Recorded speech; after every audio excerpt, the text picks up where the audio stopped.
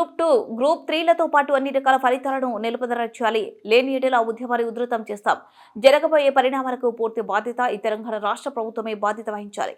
Gangarapu Srinivas Madiga MSP జిల్లా అధికార ప్రతినిధి బొడ్డు శాంతిసాగర్ మాదిగ ఎంఆర్పీఎస్ జిల్లా ప్రధాన కార్యదర్శి స్థానిక ధర్మసాగర్ మండల కేంద్రంలోని తహసీల్దార్ కార్యాలయం సమీపంలో మెయిన్ రోడ్డు వద్ద సోంపల్లి అన్వేష్ మాదిగ ఎంఆర్పీఎస్ మండల అధ్యక్షులు ఆధ్వర్యంలో రీలే నిరాహార దీక్షలు మొదటి రోజున చేపట్టడమైనది.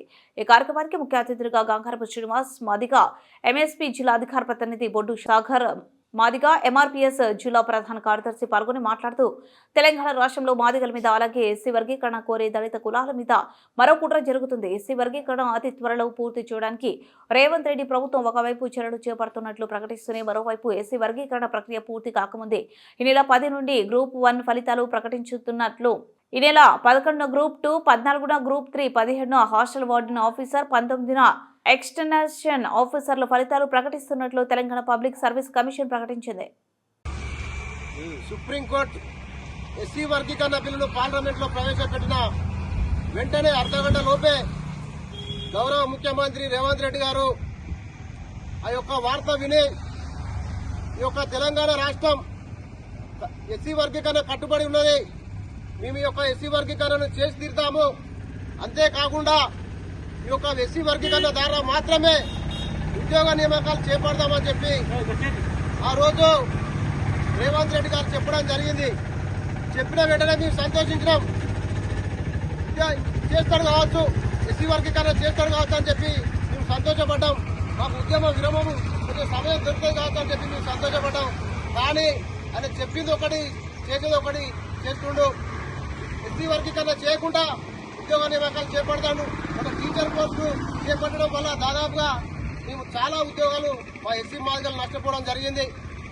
ఇప్పుడు మొన్నటికి మందకృష్ణ మాదయ్య గారు 1000 గొంతులు లక్ష డబ్బుల కార్యక్రమాన్ని తీసుకోవడం జరిగింది.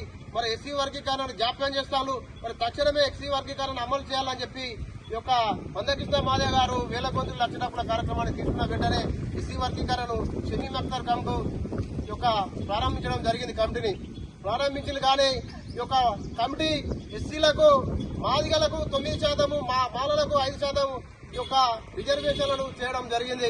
మరి అది జనాభా నిష్పత్తి ప్రకారంగా 32 లక్షలు మాలలు, 62 లక్షల పైచీలకు మాదిగలు ఉండడం జరిగింది. మరి మాకు 11% రిజర్వేషన్లు రావాలి, వాళ్ళకి 5% వచ్చిందంటే అది సబాబు కాదని చెప్పి మందకృష్ణ మాదయ్య గారు వారిని తిరస్కరించాడు.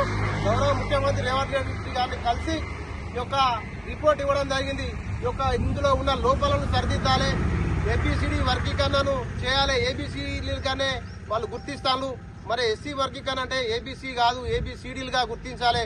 కొన్ని కులాలను వేరే కులాల డి గ్రూప్ వేయాలని చెప్పి ఒక ముఖ్యమంత్రిని కలిసి వివరించడం జరిగింది.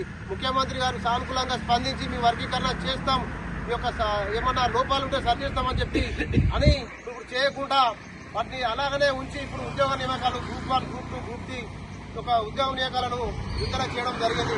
కాబట్టి మందకృష్ణ మాదయ్య గారి ఆదేశాల మేరకు ఈరోజు ధర్మసార్ మండల కేంద్రంలో ఒక ఎంఆర్ఓ ఆఫీస్ సమీపంలో మేము ఒక టెంట్ చేసి దీక్షలు చేపట్టడం జరిగింది.